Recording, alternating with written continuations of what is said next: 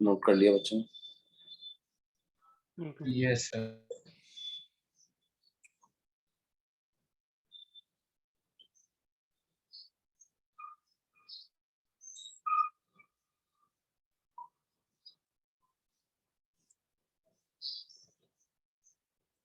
तो देखो, एक एक करके हम इनके बारे में बात करेंगे। सबसे पहले अपन बात करते हैं काइनेटिक फ्रिक्शन के बारे में।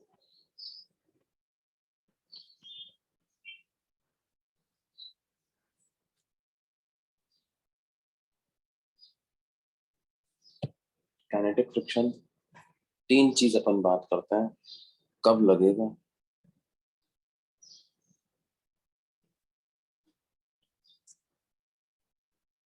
किस डायरेक्शन में लगेगा, और क्या इसका मैग्नीट्यूड है। तो कब लगेगा का तो जवाब क्या है? जब बॉडी के बीच में रिलेटिव मोशन हो, दो When bodies. there is relative motion between surfaces in contact। जो कांटेक्ट सरफेस है वहां पे देखना है। When there is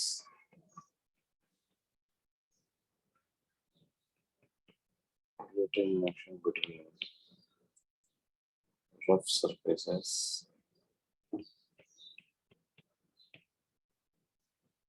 in contact। किस डायरेक्शन में लगेगा?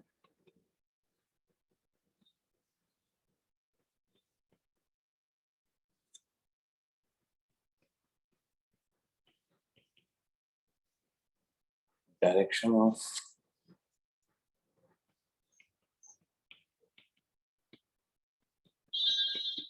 kinetic friction on a surface A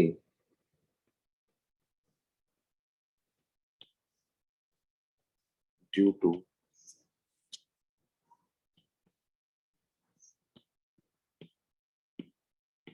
the surface B will be opposite to the velocity of A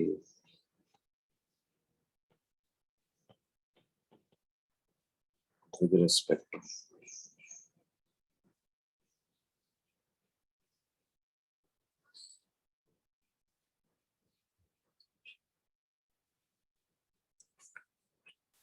ठीक है, रिलेटिव वेलोसिटी के अपोजिट डायरेक्शन में। तो कहने का मतलब क्या है?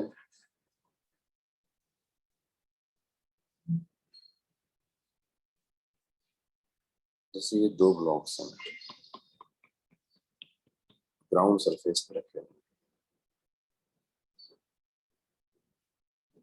ए की वेलोसिटी है, मान लो आगे है इस इंस्टेंट पर 7 मीटर पर सेकेंड, और बी की वेलोसिटी है मान लो 5 मीटर पर सेकेंड। तो अब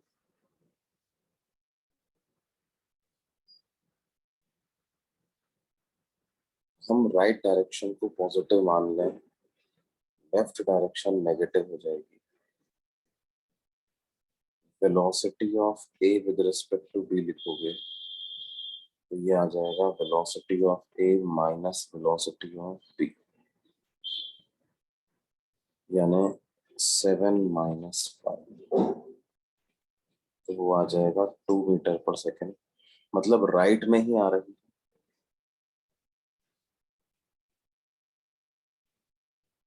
velocity of A with respect to B किधर आ रही है? Right side. Right side. तो ए पर फ्रिक्शन लगेगा लेफ्ट की तरफ। हाँ, यस सर। F1 मान लेते हैं उसको, F1। बी की अगर बात करें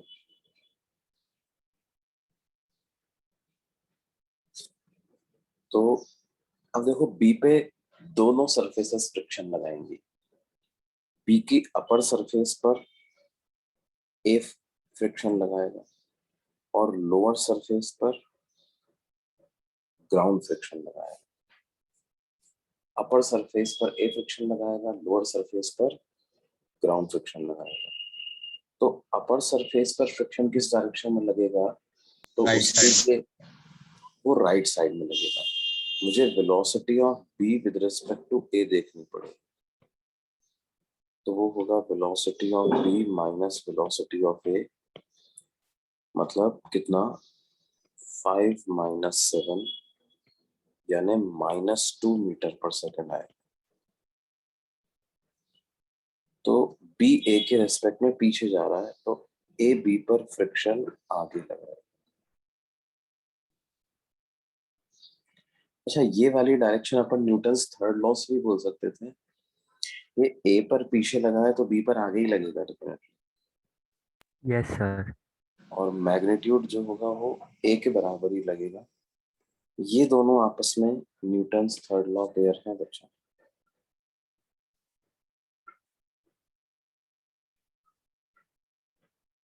these are action reaction pair. किसी को भी एक्शन, किसी भी दूसरे को रिएक्शन इनमें से बोल सकते हो, लेकिन है ये न्यूटन्स थर्ड लॉ पेयर, इसीलिए इनके मैग्नीट्यूड को मैंने बराबर भी किया। अच्छा, बी की जो लोअर सरफेस है वो ग्राउंड के कांटेक्ट में है, तो velocity of B with respect to ground तो राइट साइड में ही है। तो ग्राउंड जो बी पे फ्रिक्शन लगाएगा वो किधर लगाएगा? वो लेफ्ट लेफ्ट। साइड, है ना। वो फ्रिक्शन वो ऑफ कोर्स कोई कुछ अलग मैग्नीट्यूड का होगा, उसको F2 नाम दे देते।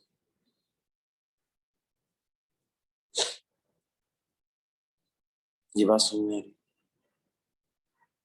Yes, sir. Yes sir.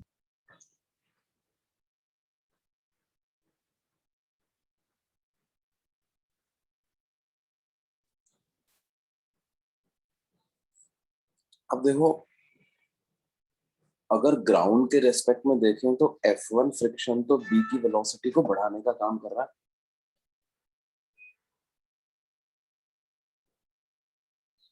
Yes, sir. कर रहा है ना। ग्राउंड के रेस्पेक्ट में देखें तो F1 फ्रिक्शन पे क्या कर रहा है? बी की वेलोसिटी को बढ़ाने का काम कर रहा है।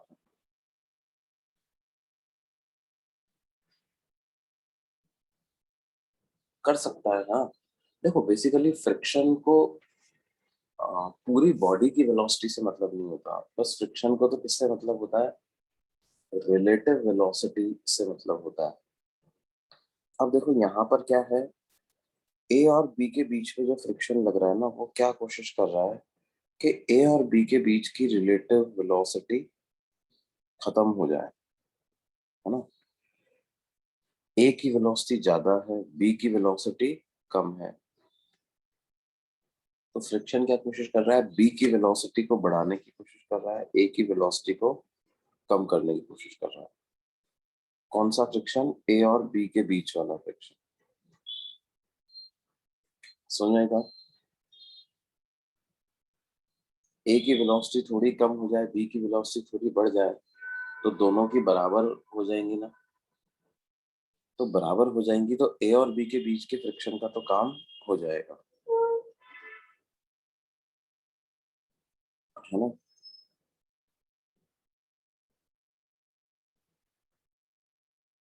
हाँ Yes. बच्चों, आवाज आ रही है मेरी? ओके। हाँ और सर. बी और ग्राउंड के बीच का फ्रिक्शन क्या चाहता है? बी और ग्राउंड के बीच का फ्रिक्शन चाहता है कि क्योंकि ग्राउंड कम हो जाए. बी की वेलोसिटी कम हो जाए, तो वो बी पर पीछे फ्रिक्शन लगा रहा है। तो हर सरफेस अपना अपना ध्यान रखे। सर. हाँ बेटे, बोलो। सर F1 फ्रिक्शन वाला फिर से बताइए ना प्लीज. देखो, F1 फ्रिक्शन क्यों लग रहा है? Because there is relative velocity between A and B, है ना। बी की वेलोसिटी कम है, ए की वेलोसिटी ज्यादा है। ठीक है बेटे। Yes sir. तो फ्रिक्शन क्या कोशिश करेगा, how can we stop relative motion between them. जिसकी वेलोसिटी ज्यादा है उसको कम करो, जिसकी वेलोसिटी कम है उसकी वेलोसिटी को बढ़ाओ, यस है सर। ना। तो ए की ज्यादा है तो ए पर फ्रिक्शन वेलोसिटी के अपोजिट डायरेक्शन में लग गया, बी की वेलोसिटी कम है तो बी पर फ्रिक्शन उसकी वेलोसिटी की ही डायरेक्शन में लग गया, ओके सर, समझा। है ना। अब यस देखो सर। ये वाले फ्रिक्शन F1 की वजह से बी की जो वेलोसिटी है वो बढ़ेगी, है ना, F1 की वजह से। तो ग्राउंड और बी के बीच में जो रिलेटिव मोशन और ज्यादा बढ़ेगा F1 फ्रिक्शन की वजह से। लेकिन F1 फ्रिक्शन को क्या है, वो सरफेस की प्रॉपर्टी होती है बेटे, उसको पूरी बॉडी के मोशन से मतलब नहीं, उसको पूरी बॉडी बॉडी के किसी और पार्ट का किसी और सरफेस के साथ कांटेक्ट है और वहां रिलेटिव मोशन बढ़ रहा है, तो इसका ध्यान वो अपर सरफेस नहीं रखेगी, है ना। अपर सरफेस का ध्यान रखेगी, लोअर सरफेस के हिसाब से फ्रिक्शन लगेगा। क्या ये बात क्लियर है? Yes sir. और जैसे एक और सिनेरियो अपन डिस्कस करते हैं कि मान लो ये कोई सर फिर उस केस में टोटल फ्रिक्शन क्या हो? टोटल फ्रिक्शन जैसी कोई चीज नहीं होती। हाँ, नेट फोर्स की बात अपन कर सकते हैं, है ना। हाँ सर। नेट फोर्स क्या होगा, अब नेट फोर्स तो देखो जो फ्रिक्शन बड़ा है उसके हिसाब से आ जाएगा, ओके सर। अगर, है ना, वो जैसे अपन न्यूटन लॉ वगैरह में करते हैं उस तरह। अब ओके जैसे मान लो सर। ये एक व्हील है ना, और ये क्या है, एक हॉरिजॉन्टल सरफेस के साथ कांटेक्ट में, और इस व्हील को हम क्या कर रहे हैं, रोटेट कर रहे हैं with some angular velocity omega।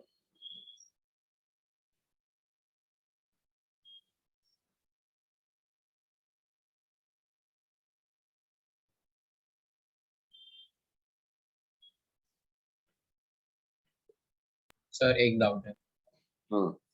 Sir पिछले वाले एग्जांपल में मतलब F1 और F2 फ्रिक्शन एक दूसरे पे इन्फ्लुएंस नहीं कर सकते। नहीं नहीं नहीं, ओके सर। वो तो इंडिपेंडेंट भी लग रहा है कुछ। हाँ बेटा। F1 और हाँ, F2 का मैग्नीट्यूड भी अलग अलग होगा ना। अलग अलग होगा, बिल्कुल अलग अलग,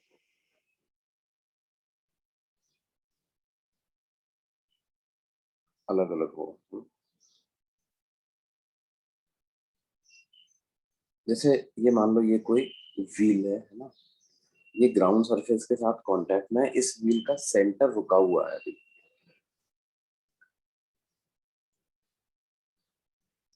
सेंटर इसका रुका हुआ है, और हम क्या कर रहे हैं, इसको किसी मैकेनिज्म से सिर्फ रोटेट करते जा रहे हैं, और ये क्लॉकवाइज डायरेक्शन में रोटेट कर रहे हैं। तो हमें पता लगाना है कि direction of friction on the wheel क्या होगी, और वो फ्रिक्शन कौन सा होगा, काइनेटिक होगा या स्टैटिक होगा।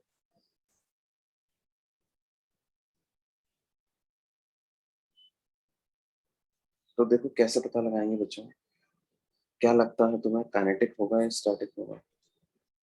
सर स्टैटिक होगा।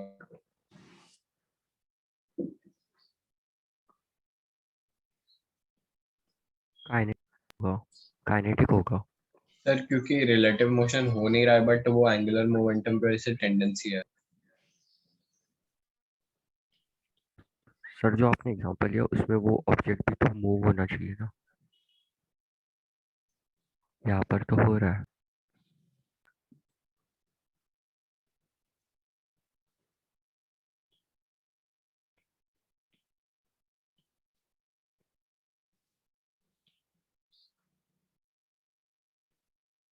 देखो बच्चों,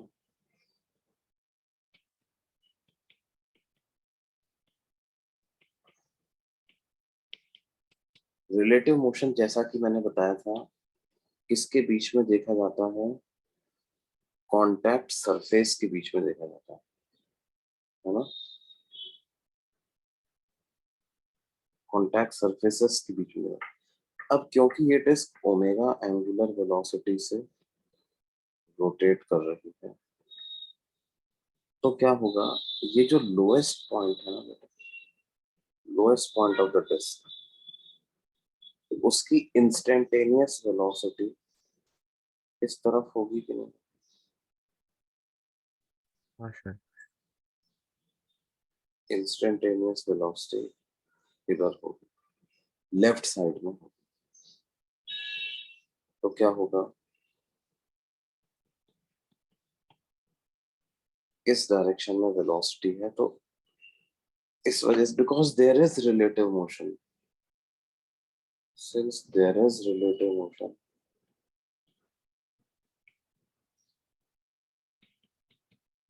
भाई हमें तो इस पॉइंट की वेलोसिटी से मतलब है, बाकियों की वेलोसिटी से मतलब नहीं है, हमें सेंटर की वेलोसिटी से मतलब नहीं है कि सेंटर की वेलोसिटी 0 रख रखी है अपन। तो there is relative motion between surfaces in contact.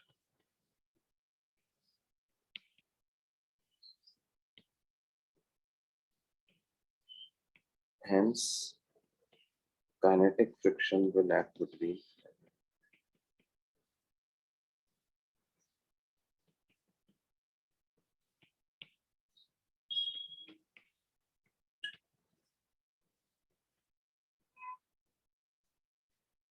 hence kinetic friction will act between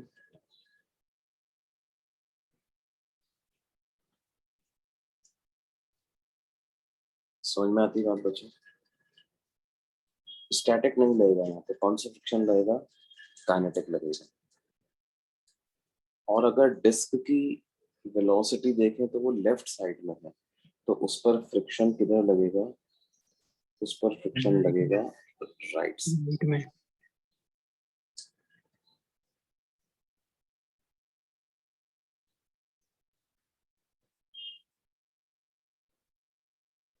Direction of friction on the disc will be towards right.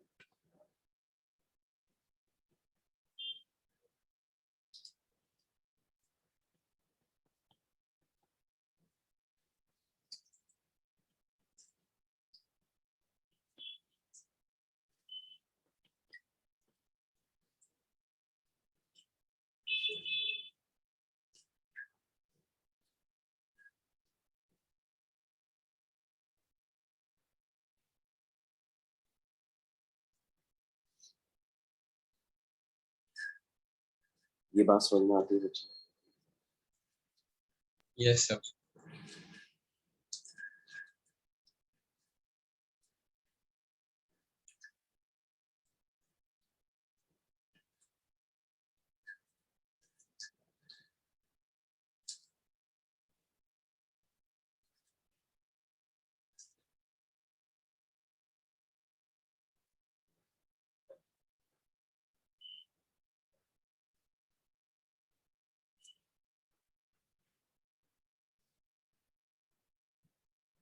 सब देखिए,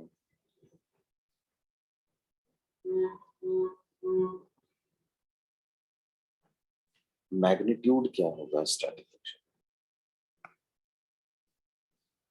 तो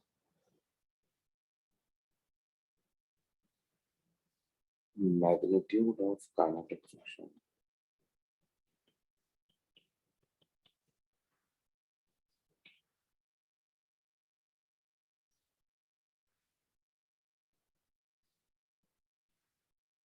अगर उसको एफ के कहूं, तो ये डायरेक्टली प्रोपोर्शनल होगा किसके, नॉर्मल फोर्स, है ना।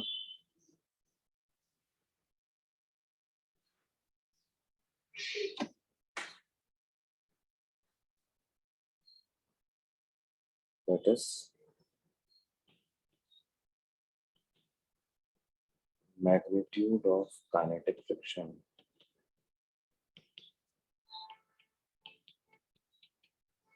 between surfaces in contact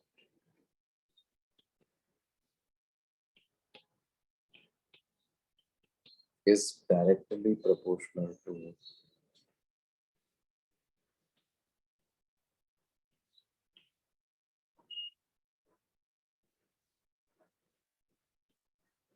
the normal force between them.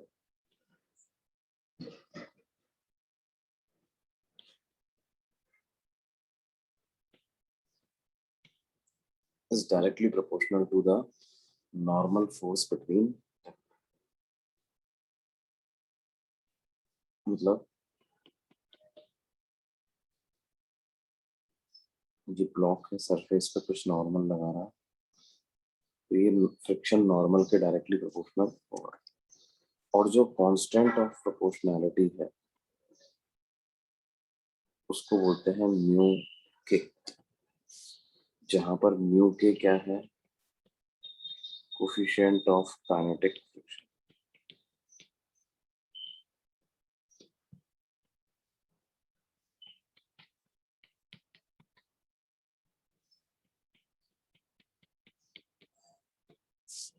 Mu के क्या है, coefficient of kinetic friction.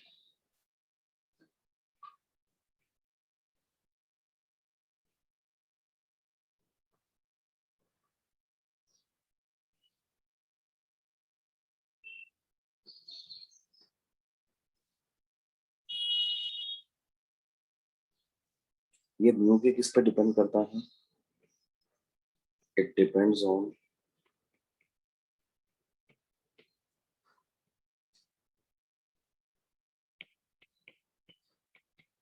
materials of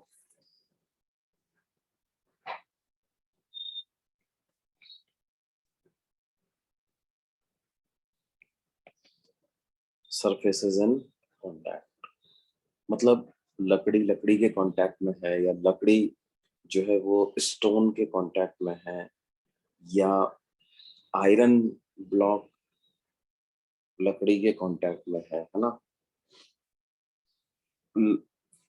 तो ये उनके मटेरियल पे डिपेंड तो करता है, साथ ही साथ it also depends on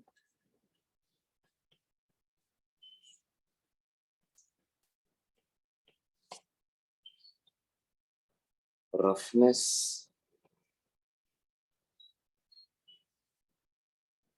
of surfaces in contact।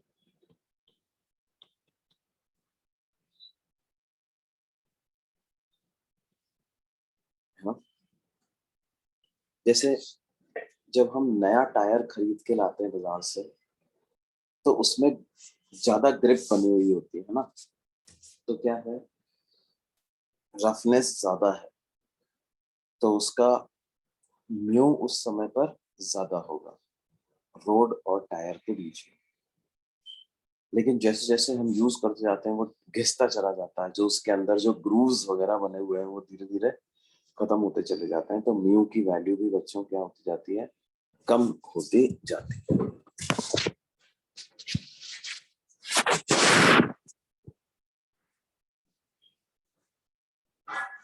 Sir sir हाँ बेटे, हाँ बेटे।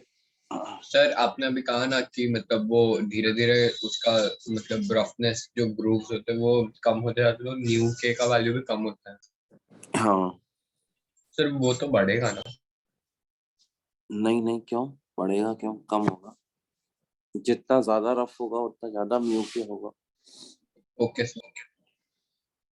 है ना। जितना ज्यादा रफ होगा उतना ज्यादा ही वैल्यू म्यू के की होगी। हम लोग ग्रिप को फ्रिक्शन भी बोल सकते हैं ना? हम्म,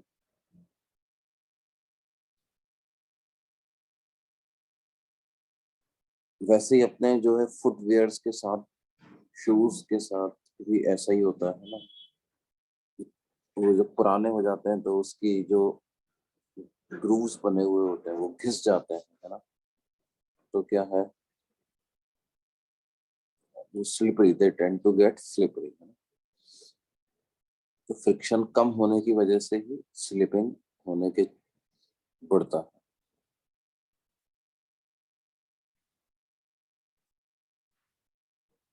अच्छा, ये फ्रिक्शन किस बात पर डिपेंड नहीं करता?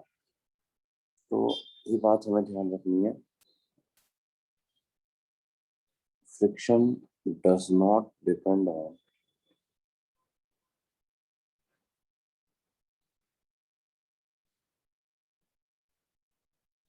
on the magnitude of relative velocity.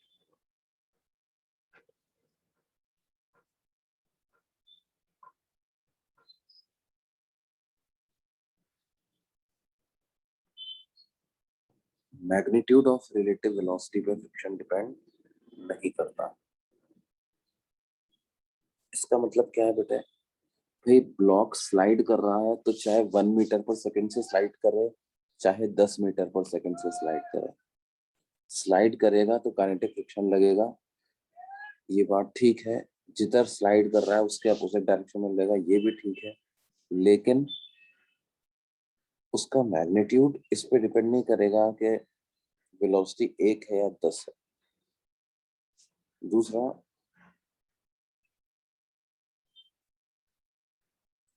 if normal remains same,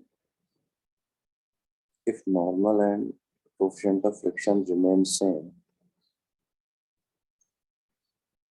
it does not depend on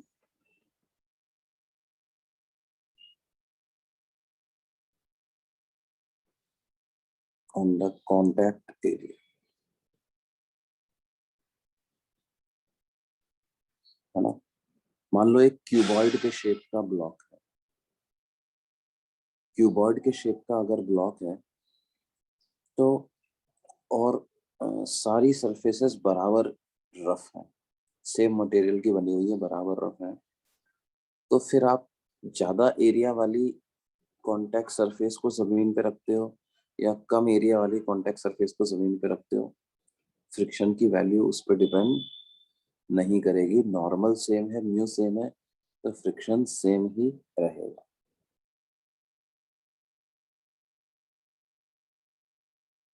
ये बात फ्रिक्शन के लिए होती है बच्चों। क्या समझ में आ रहा है सबको? Yes sir.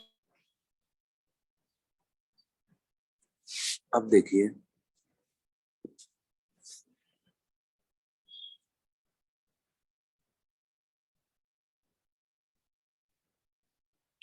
जैसे क्वेश्चंस करते हैं इसके, मान लो हमें कहा जाए कि ये एक ब्लॉक है,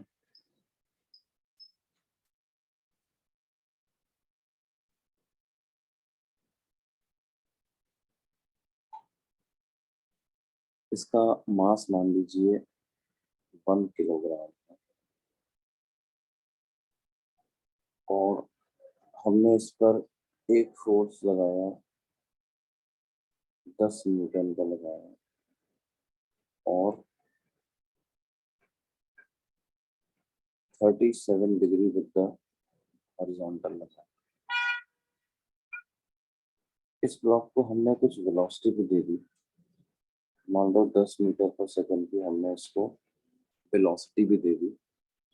ब्लॉक और ये जो सरफेस है इसके बीच में कोफिशिएंट ऑफ फ्रिक्शन मान लेते हैं 0.5 के बराबर है, ठीक है। तो हमें पता करना है, फाइंड द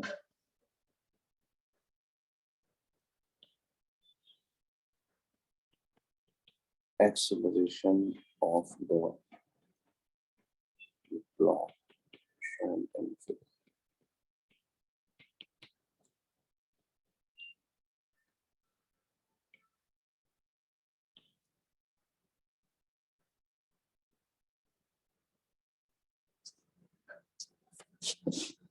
तो देखो क्या करें बच्चों, क्या इस ब्लॉक पे फ्रिक्शन भी लगेगा क्या? Yes sir. किस डायरेक्शन में लगेगा? सर 10 मीटर पर सेकंड के अपोजिट में, 10 मीटर पर लेफ्ट सेकंड साइड के में। अपोजिट में, मतलब फ्रिक्शन लगेगा लेफ्ट साइड, ठीक है। और 10 न्यूटन का फोर्स तो हम जो लगा रहे हैं वो तो ड्रॉ करना ही करना है, वो 37 डिग्री एंगल पे लगेगा। mg मतलब 1g यानी 10 न्यूटन का फोर्स ग्रेविटी लगाएगी और नॉर्मल फोर्स लगेगा इसमें। क्या ये फोर्सेस लगेंगे? हाँ सर। अब देखो क्या होगा, ये 10 न्यूटन के फोर्स का हम कंपोनेंट कर रहे हैं, तो इधर कंपोनेंट आ जाएगा 10 cos 37, दैट इज 8 न्यूटन, और अपवर्ड कंपोनेंट आ जाएगा 10 sin 37 मतलब 6 न्यूटन। ठीक है, अब जैसा कि हमने कहा था, फ्रिक्शन जो है वो नॉर्मल पे डिपेंड करता है, तो फ्रिक्शन पता लगाने के लिए पहले नॉर्मल पता लगाना पड़ेगा। अब नॉर्मल कैसे पता लगाएं? देखो, ग्रेविटी 10 न्यूटन लग रहा है, हमने जो फोर्स लगाया उसका 6 न्यूटन कंपोनेंट ऊपर आ गया, तो ये ब्लॉक कांटेक्ट लूज तो नहीं करेगा, वाई डायरेक्शन में तो इक्विलिब्रियम में ही रहेगा, तो वाई डायरेक्शन में तो नेट फोर्स को 0 कर देते हैं, तो वहां से आ जाएगा n+6 - 10 = 0, मतलब n की वैल्यू आ जाएगी 4 न्यूटन के बराबर। सर हाँ बेटे। सर वाई डायरेक्शन में इक्विलिब्रियम में होगा, वो कैसे पता चला? भाई देखो, ग्रेविटी कितना फोर्स लगा रही है? 10 न्यूटन, यस है ना? तो आपको अगर इस ब्लॉक को ऊपर उठाना है तो ऊपर की तरफ फोर्स 10 से ज्यादा लगाना पड़ेगा ना बेटे। सर, बट नॉर्मल फोर्स भी लग रहा है ना अपवर्ड डायरेक्शन। नॉर्मल तो इसलिए लग रहा है क्योंकि कांटेक्ट है, इसलिए लग रहा है, ओके सर। समझ रहे हो ना? भाई नॉर्मल थोड़ी ना उसको जंप करवा देगा ऊपर। नॉर्मल तो सर हमने पहले से ही देख लिया कि block still has a tendency to press the surface, therefore I am applying the normal. समझ रहे हो? ओके। आप हाँ ऐसे सर। सोचो कि मैंने पहले से ही देख लिया कि क्या हो रहा है, वेट है 10 न्यूटन और मैंने फोर्स लगाया है 6 न्यूटन, इन दोनों को पहले ही देख लिया मैंने। इसका मतलब the block still has a tendency to go down, तो उसको नीचे जाने नहीं दे रहा है और नॉर्मल देयरफॉर ऊपर लग रहा है। आई बात समझ में? यस। हाँ सर। अच्छा, अब एक बार नॉर्मल पता चल गया तो फ्रिक्शन का मैग्नीट्यूड भी पता चल जाएगा। ये हो जाएगा म्यू एन, म्यू है कितना? 0.5, नॉर्मल है 4, तो ये 2 न्यूटन के बराबर ये आ जाएगा।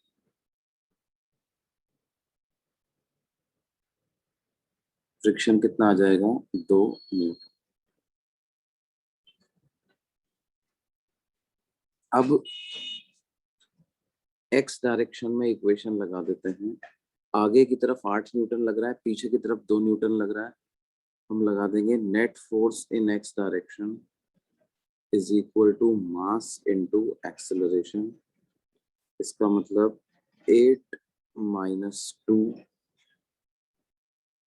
इक्वल टू 1 इंटू 8, तो एक्सेलरेशन की क्या वैल्यू आ जाएगी बेटे? 6 मीटर पर सेकेंड स्क्वायर।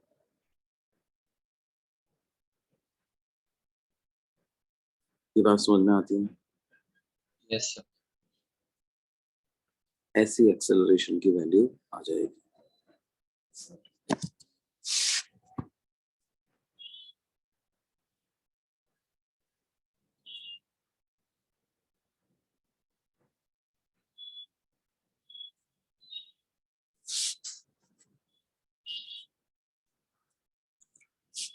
अच्छा, आप कहोगे सर इसकी तो वेलोसिटी और बढ़ रही है, तो फ्रिक्शन अपना काम नहीं कर रहा क्या?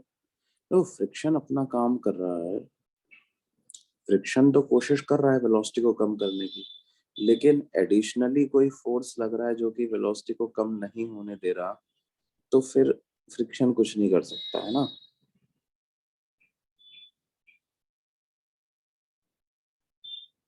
ये बात समझ में आ रही है बच्चों? Yes sir yes sir.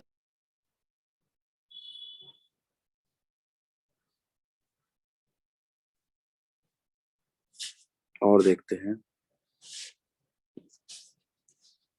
जैसे मान लो हमसे कहा जाए कि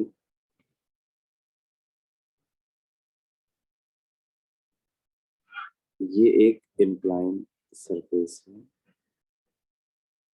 और इसका एंगल ऑफ इंक्लिनेशन है थीटा।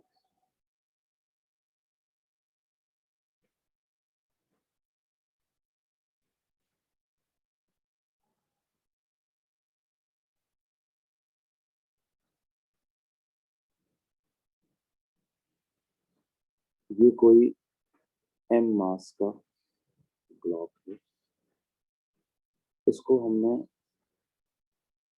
कुछ वेलोसिटी दे दी इनिशियली, मान लीजिए 10 मीटर पर सेकंड दे रहे हैं।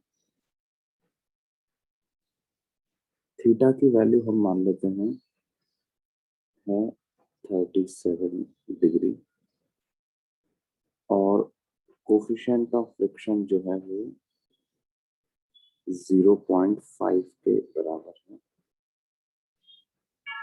तो हमें पता करना है find the time after which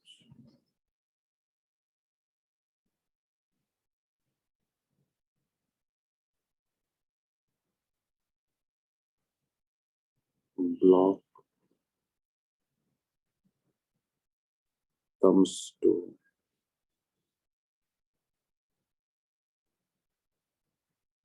rest।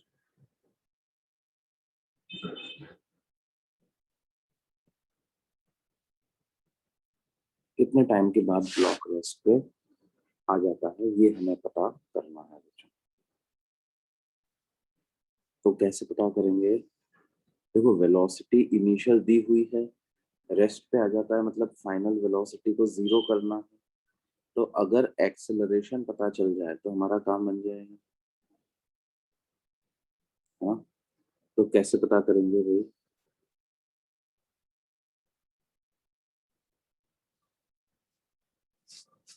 इसका फ्री बॉडी डायग्राम बनाओ।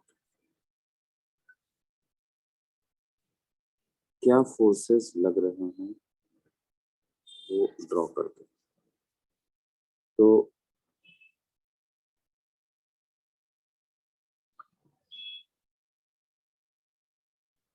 mg लगेगा, नॉर्मल लगेगा, हाँ।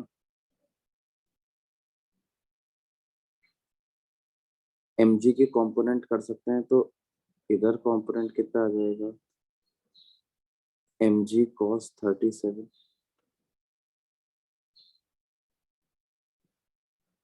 और इस तरफ कंपोनेंट आ जाएगा कितना? mg sin 37।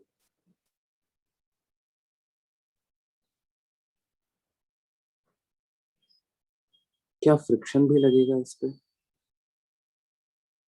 यस किधर लगेगा? सर, वो लेफ्ट साइड में, मतलब डाउन है। डाउन द इंक्लाइन है। क्यों डाउन द इंक्लाइन क्यों लगा? क्योंकि वेलोसिटी अपवर्ड वेलोसिटी ऊपर थी, है ना। तो वेलोसिटी के अपोजिट डायरेक्शन में लगेगा, ऐसा लगेगा इस पे।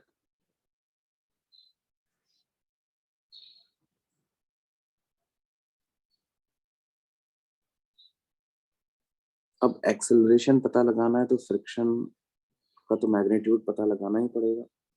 फ्रिक्शन का मैग्नीट्यूड बराबर होता है म्यू एन। अब यहाँ नॉर्मल को कितना लिख सकते हैं? n minus m g cos 37 is 0, यानी n की क्या वैल्यू आएगी? एम जी कॉस 36, मतलब 4 mg/। ये नॉर्मल की इतनी वैल्यू आई। अब नॉर्मल अगर इतना है तो ये काइनेटिक फ्रिक्शन की वैल्यू पता लगा सकते हैं म्यू एन के हिसाब से। तो वो होगा 0.5 into 4 mg/5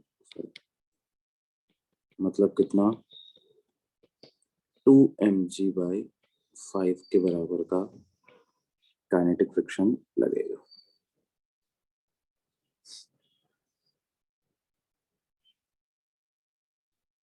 अब देखो हम इक्वेशन लिखेंगे क्या, along the incline Newton's law apply करेंगे, apply Newton's law along the incline.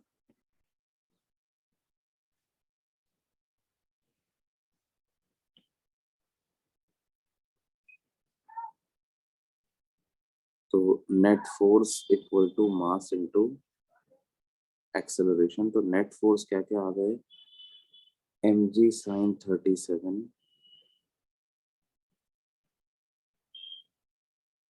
Plus kinetic friction, दोनों सेम डायरेक्शन में आ गए, इक्वल टू ma। तो mg sin 37 है 3/5 और काइनेटिक फ्रिक्शन की वैल्यू कितनी है 2 mg/5 इक्वल टू ma। तो इसका मतलब क्या हो गया 3 mg/5 प्लस 2 mg/5 तो कितना हो गया 5 mg/5 इक्वल टू ma। तो m से m कैंसिल हो गया, यानी एक्सेलरेशन की वैल्यू g के बराबर आ गई थी।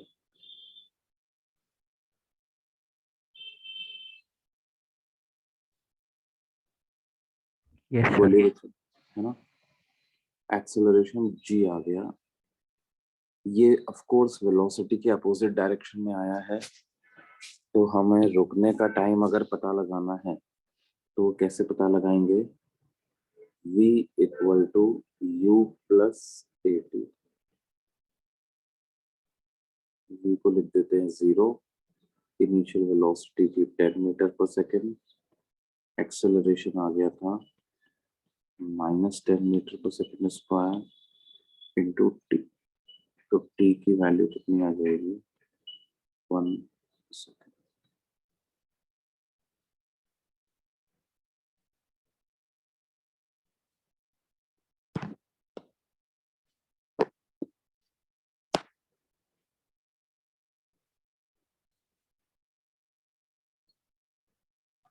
सर हाँ बेटे, सर क्वेश्चन में पूछा है कि find the time after which block comes to rest. तो हम लोग मतलब ऐसा जरूरी नहीं है ना कि वो ऊपर जाके फिर से नीचे आएगा, वो वाला टाइम फाइंड करना। रेस्ट पे मतलब वो ऊपर जाते जाते जब भी रुकेगा, मतलब कितनी देर में रुकेगा, वही फाइंड आउट करना। हाँ हाँ हाँ, तो वही तो फाइंड Okay. आउट किया है। हाँ सर, सर मुझे लगा कि ऊपर जाके फिर से नीचे आएगा, उसमें उसका टाइम फाइंड आउट करना। नहीं, ऊपर जाकर के जब नीचे आएगा तो फिर क्या होगा, जब नीचे आने लगेगा तब तो उसकी वेलोसिटी बढ़ती जाएगी ना लगातार, फिर थोड़ी रेस्ट पे आएगा वो। Yes sir.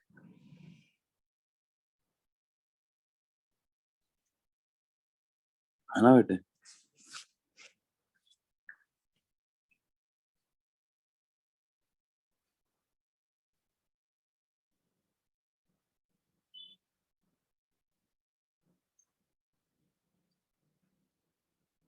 अब इसमें हालांकि अपन ये भी कैलकुलेट कर सकते थे, जैसे कोई हमसे पूछे कि in the above problem calculate the time in which block returns back to its original position.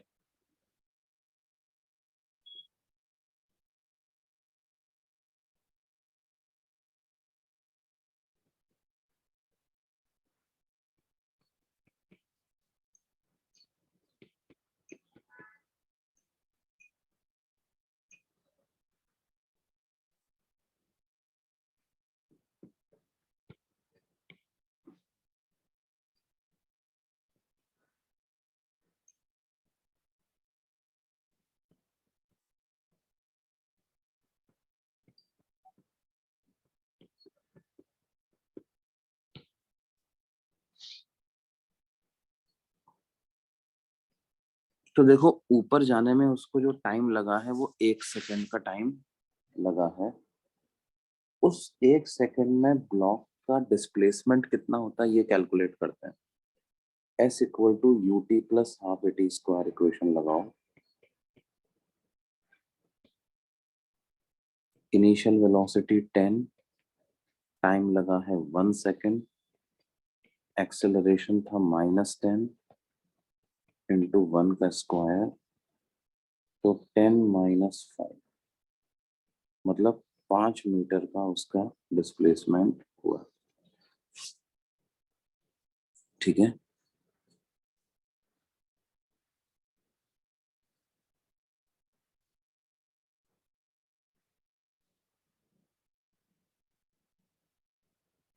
ये बात समझ में आ रही है बच्चों? Yes sir. अब देखो क्या है,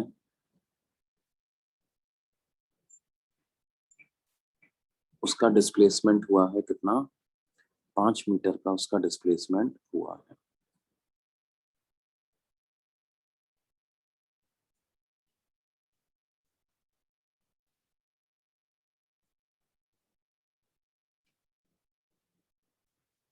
अब जब वो नीचे आएगा तो उसको 5 मीटर ही नीचे भी आना पड़ेगा वापस से ना। Yes sir. और उसकी यस सर। उस समय पर वेलोसिटी 0 हो चुकी है। अब उसको 5 मीटर नीचे आना है, ये वाला टाइम हमें कैलकुलेट करना है। Sir v square minus u square is equal to 2as से पता है। नहीं, अब टाइम निकालना है ना अपने को, नीचे आने का टाइम, तो टाइम वाली इक्वेशन बनानी पड़ेगी। लेकिन वो इक्वेशन बनाने से पहले अब नीचे आते समय भी उसका एक्सेलरेशन क्या होगा वो देखना पड़ेगा हमको। देखो बच्चों, जब वो नीचे आना स्टार्ट करेगा तो अब mg sin 37 तो नीचे ही लग रहा होगा उस पर, लेकिन फ्रिक्शन अब ऊपर लगने लग जाएगा। ये बात समझ में आती है? Yes sir. तो ड्यूरिंग डाउनवर्ड जर्नी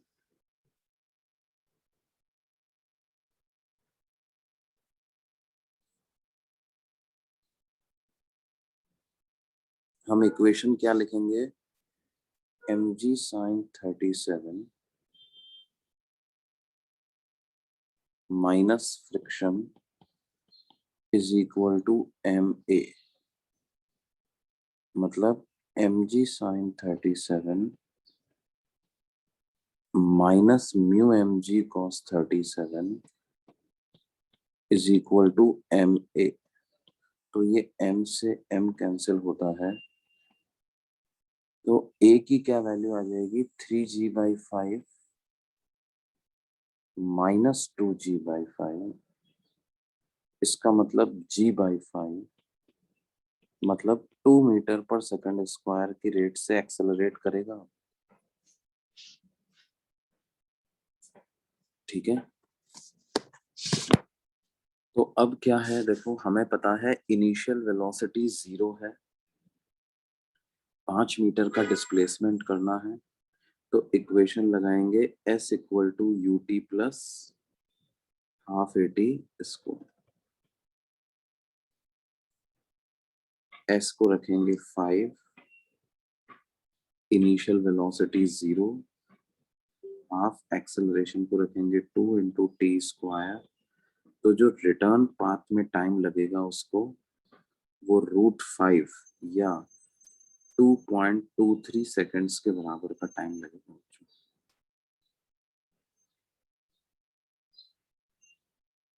देखो फ्रिक्शन ने जब ये ऊपर जा रहा था तो ऊपर जाते समय तो 10 मीटर पर सेकंड स्क्वायर की रेट से वेलोसिटी को कम किया, लेकिन अब जब बढ़ाने की बात हो रही है तो सिर्फ 2 मीटर पर सेकंड स्क्वायर से ही वेलोसिटी बढ़ रही है इसकी। सर सर इस आई क्वेश्चन बात में समझ? हमें बोला था कि find the time after which block returns to its initial point. Sir तो हाँ हमें कैसे आपने मतलब हमें कैसे पता चला कि बॉल ऊपर गया है पहले से और फिर नीचे आने तक का टाइम निकाला है? सर सर हो सकता है कि ब्लॉक को मतलब हमें पूछा है कि जब से ब्लॉक को मूव करना स्टार्ट किया है उससे हाँ इनिशियल पॉइंट पर वापस आने का हाँ टाइम। हाँ हाँ हाँ, वही निकालना है एक्चुअली। तो टोटल टाइम का ये जो टाइम आया है ये तो टाइम ऑफ डिसेंट आया है ना। टोटल राउंड ट्रिप का टाइम अगर निकालना है आपको तो वो कितना हो जाएगा, राउंड ट्रिप टाइम जो हो जाएगा वो हो जाएगा 3.23 रूट 5 + 1 राउंड ट्रिप का टाइम हो जाएगा ये 1 + 3.23 2.23 मतलब 3.23 सेकंड। सर आपने वो जो लिखा ना mg sin theta minus friction, हाँ सर उसमें mg sin 37 डिग्री माइनस आपने वो u लिखा है क्या? म्यू, हाँ सर वो कट कैसे हो गया? एम कट हुआ ना, म्यू थोड़ी कट हुआ, एम कट हुआ ना, ओके सर। एम कट हुआ, म्यू तो है वहां पे है ना। cos 37 की वैल्यू आती है 4/5, म्यू है 0.5 या 1/2, तो 4/5 इंटू 1/2 करेंगे तो कितना आ गया 2/5।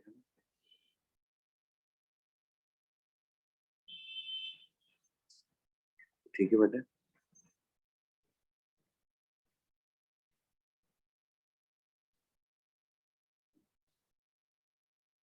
क्या ये बात समझ में आ रही है? Yes sir.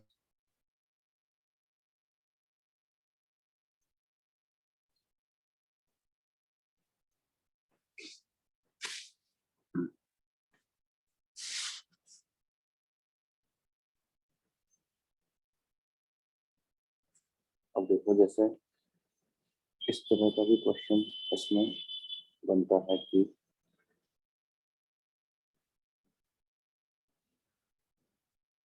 एक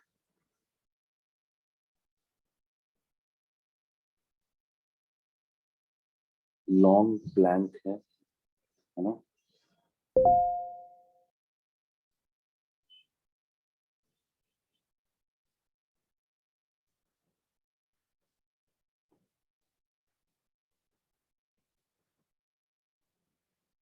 और वो एक स्मूथ सरफेस पे रहता है, उसका मास है 2 और एक स्मॉल ब्लॉक उसके ऊपर रखा हुआ है, उसका मास है m।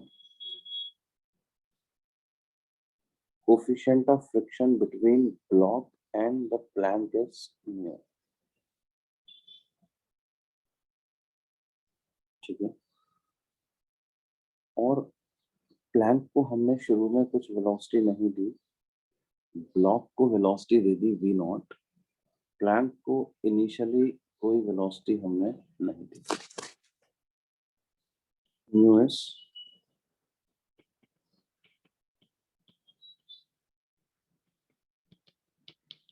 coefficient of friction between block and plank.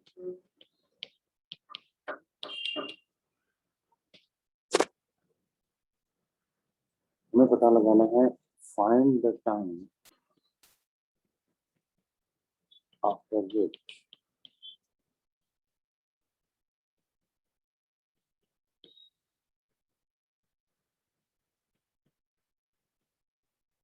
friction between block and the plank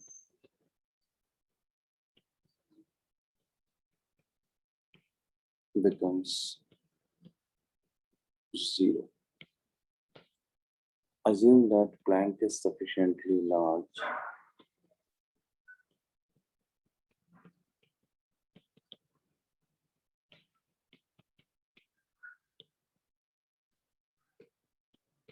long so that block does not fall.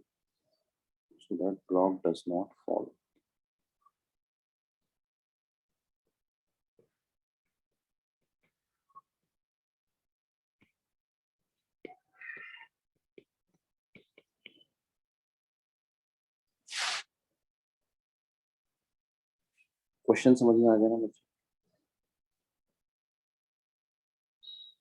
Yes.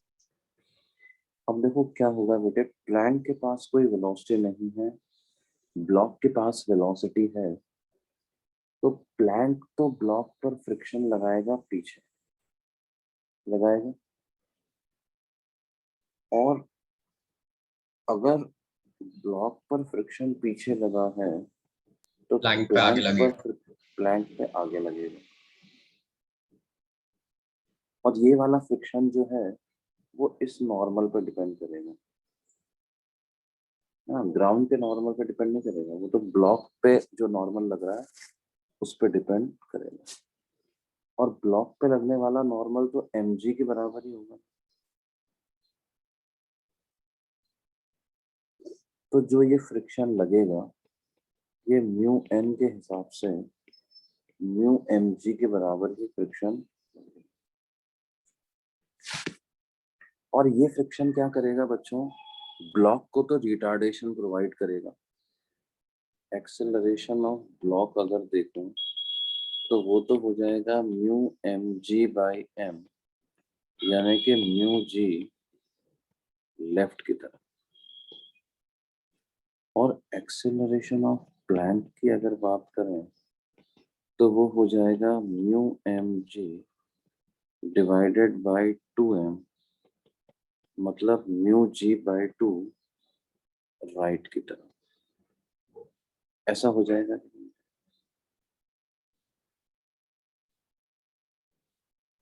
Yes sir.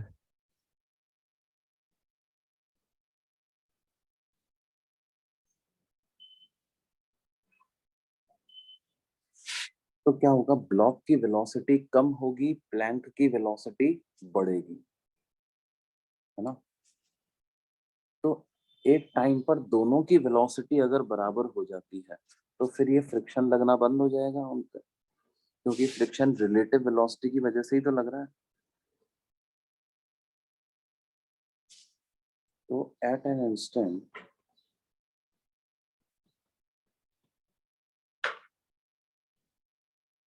when velocity of block becomes equal to velocity of plank,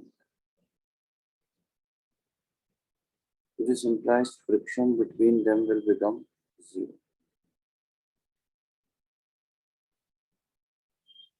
अब velocity of block t time पे क्या हो जाएगी, क्या वो v naught minus mu g t इतनी हो जाएगी, v equal to u plus a t के हिसाब से।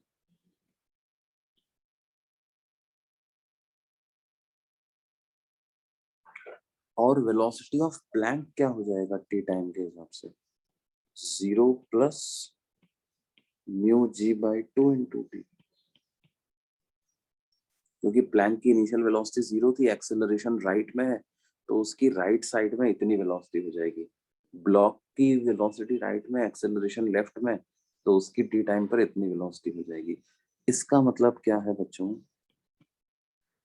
क्या मैं ऐसा लिख सकता हूँ v naught equal to 3 mu g t by 2, या t की क्या वैल्यू आ जाएगी, 2 v not by 3 mu ji.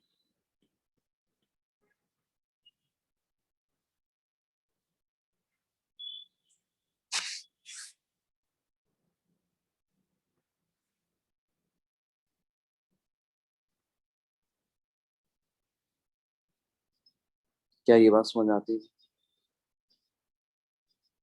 Yes sir. इसको नोट कर लो, किसी को कोई डाउट है इसमें तो पूछ लो भाई।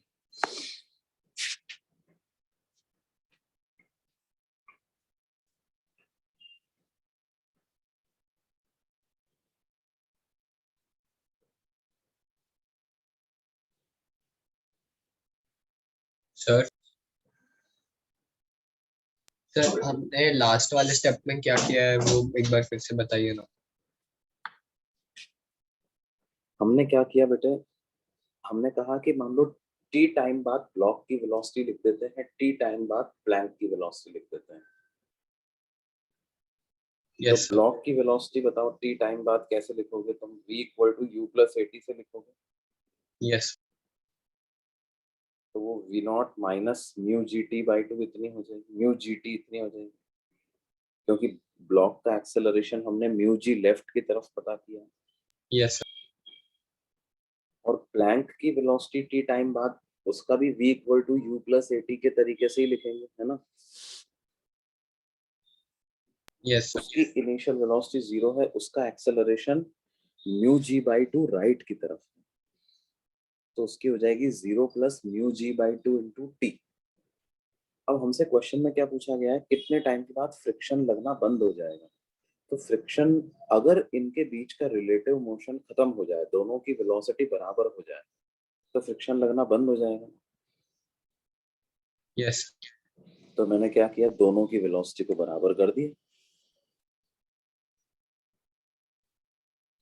ओके है ना, मतलब ये जो टाइम हमने निकाला है, इस टाइम के बाद क्या होगा, दोनों चलते रहेंगे इक्वल वेलोसिटी से, साथ साथ चलते रहेंगे, इनके बीच में स्लिपिंग नहीं हो रही होगी। हाँ, एक दूसरे के ऊपर जो घिसना होता है वो घिस नहीं रहे होंगे, they will be moving together, तो फ्रिक्शन लगना बंद हो गया। समझा सर।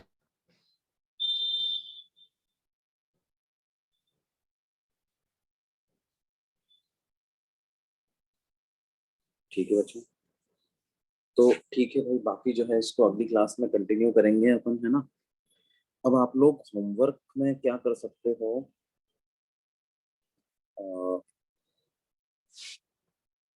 एनएलएम का शीट कितना कर लिया भाई आप लोगों ने, एक्सरसाइज 1 कंप्लीट किया क्या? हाँ सर, आपने ये होमवर्क दिया था, एक्सरसाइज 1 कंप्लीट। ओके, अब आपको करना है